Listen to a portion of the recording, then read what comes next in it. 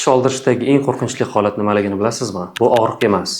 Hattoki operatsiya jarayonini o'zi ham emas, balki tish olingan zonadagi suyakning yo'qotilishidir. Tish oldirganingizdan keyin juda ko'p hajmda suyak yo'qotadigan bo'lsangiz, bunda sizga qo'shimcha suyak o'stirishlarsiz implant qo'yishni iloji bo'lmay qolishi mumkin. Bugun men sizlarga implantatsiyaga taalluqli bo'lgan hamma ma'lumotlarni ochiq-oydin va hech qanday marketinglarsiz gapirib beraman. Agar siz qachon bir vaqtning o'zida implantatsiya jarayoni o'tkazilishini yoki qachon kechiktirilgan implantatsiya o'tkazilishini bilib olsangiz, ortiqcha vaqtingizni va pulingizni yo'qotmaysiz. 90% bemorlar tish oldirgandan keyin 2-3 oygacha bemalol yurib, keyin implantatsiya jarayonini o'tkazishi mumkin deb o'ylashadi. Vaholanki bu har doim ham to'g'ri yechim emas. 2-3 oy kutilgan vaqt ortiqcha suyak yo'qotilishiga olib kelishi mumkin. Bu o'z navbatida bemorlarga 2-3 baravargacha ortiqcha pul sarflashiga olib keladi. Aksincha, ko'pchilik bemorlar bir vaqtning o'zida tish oldirib implant qo'ydirishdan qo'rqishadi.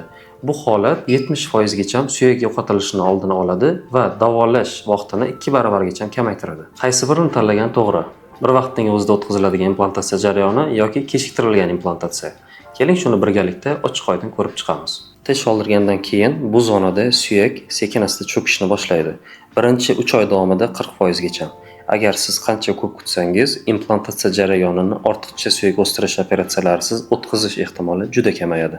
Endi sizga bu ikki xil implantatsiya jarayonini klinik holatlar bilan farqlarini tushuntirib beraman. Bemorimiz 38 yoshda, pastdagi rentgen tasvirlarida ko'rishingiz mumkin, bu tishlar yaroqsiz holatga kelib qolgan. Lekin suyak stabil holatda turibdi. Bu tishlarni olib tashlab, o'rniga implantlarni o'rnatib berdik. Bitta qabul, bitta operatsiya. Ortiqcha suyak yo'qotilishisiz va ortiqcha suyak o'stirishlarsiz. Bemor $300 dan $500 pulini tejab qoldi. Bu variant ideal hisoblanadi qachonki suyak stabil bo'lsa va tishda ortiqcha kuchli yallig'lanishlar bo'lmasa. Bu ikkinchi keysimiz kechiktirilgan implantatsiya. Bemorimiz 46 yoshda va 1 yil oldin tishlarni oldirib, ko'priksimon konstruksiyalarni o'rnatishgan. Bu bemorimizni bizga murojaatiga ko'ra, ko'priksimon koronkalar zonasida noxush hid kelishi va u zonaga ovqat qoldiqlarini tiqilib qolishiga bo'lgan. Bemorimiz bu shikoyatlarning asl sababi 1 yil oldin qo'ydirgan ko'priksimon koronkalari qo'yilgan vaqtida milk bilan jips birikib turgan. Lekin vaqt o'tishi bilan milk cho'kishi va milk bilan koronkalar orasida ochiq zona hosil bo'lishiga olib kelgan. Va bu o'z navbatida ochiq qolgan milk zonasiga ovqat qoldiqlari tiqilib, doimiy og'iz hidlanishiga olib kelgan. Ha, bemorimizda suyak cho'kkan, lekin bu hali kritik holat emas. Bemorimizda ortiqcha suyak o'stirishlarsiz implantatsiya jarayonini o'tkazib berdik. Negaki, bemorimiz suyaklari bo'yiga va eniga nisbatan implant talablariga javob berganligi uchun. Va bu jarayonni quyidagi rentgen tasvirlar orqali ko'rishingiz mumkin. Bu holatda bemorimiz suyagi 20-30% gacha yo'qotilgan. Kechiktirilgan implantatsiyani salbiy va ijobiy taraflarini ko'rib chiqamiz. Ijobiy taraflari tish olinganidan so'ng suyak to'liqligicha bitib bo'lgan va implantatsiya xavfsiz.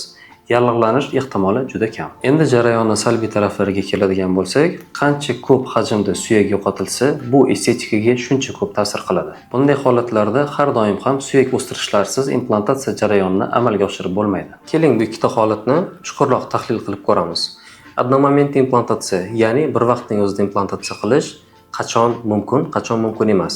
Qachon bu holat ideal natijaga olib keladi. Qachonki tish yaroqsiz holatga kelib qolgan bo'lsa, lekin suyak butun bo'lgan holatda. Hech qanday kuchli yallig'lanishlar va yiringlar bo'lmagan holatda. Agar bemor jarayonni ortiqcha operatsiyalarsiz va vaqt tejab qolgan holatda o'tkazmoqchi bo'lsa va bemorga estetika muhim bo'lgan holatlarda.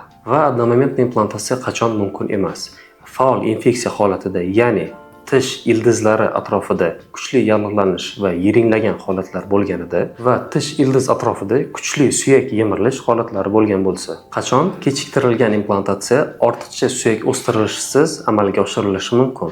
Qachonki suyak cho'kkan, lekin kritik holat emas. Tish olinganidan keyin 2-4 oy o'tgan, lekin suyak stabillashgan. Qachonki suyak anatomiyasi implant qo'yiladigan zonaga ortiqcha suyak o'stirishlarsiz implantatsiya jarayonini o'tkazishga javob beradi. Qachon kechiktirilgan implantatsiyani ortiqcha suyak o'stirishsiz amalga oshirib bo'lmaydi. Qachonki tish olinganiga 1 yildan oshiq vaqt bo'lgan bo'lsa. Qachon jag' suyaklari balandligi 6 mm dan past bo'ladigan bo'lsa. Suyaklar qalinligi 4 mm dan ingichka bo'ladigan bo'lsa. Sinus juda yaqin, ya'ni Gaymer bo'shlig'iga juda kam masofa qolgan bo'lsa. Ko'pchilik klinikalarda qo'shimcha suyak o'stirish bu oddiy holatdek bemorlarga taklif qilinadi. Bu albatta foydali, faqat klinika uchun. Lekin tan olish kerakki, real vaziyatlarda 50% va undan ham ko'p holatlarda ortiqcha suyak o'stirishlarsiz implantatsiya jarayonini o'tkazish mumkin. Va hozirgi zamonaviy implantlar va zamonaviy implant qo'yish texnikalari yordamida juda ko'p, deyarli 90-80% holatlarda hech qanday ortiqcha amaliyotlarsiz implantatsiyani o'tkazish mumkin. Eng asosiysi 3D rentgen tasvirlarini to'g'ri tahlil qilish va jarrohning tajribasidir. Men jarroh sifatida shuni aytishim mumkinki, agar iloji bo'lsa, abdomomentni, ya'ni bir vaqtning o'zida o'tkaziladigan implantatsiya bu eng samarali usuldir. Agar suyak juda ko'p hajmda yo'qotilmagan bo'lsa, kechiktirilgan implantatsiya jarayoni ham eng samarali usullardan biri hisoblanadi. Agar qachonki siz o'z vaqtida stomatolog qabuliga kelsangiz. Hammasidan ham yomoni yillar davomida kutish va o'z-o'zingizni nimadir o'zidan o'zi bo'lib qoladi deb ishontirishdir. Suyak hech qachon o'zidan o'zi o'sib qolmaydi. Suyak faqat hajmini yo'qotadi. Agar sizda ham shunday muammolar bezovta qilayotgan bo'lsa, quyidagi raqamlar orqali biz bilan bog'laning, sizni konsultatsiyada kutib qolamiz.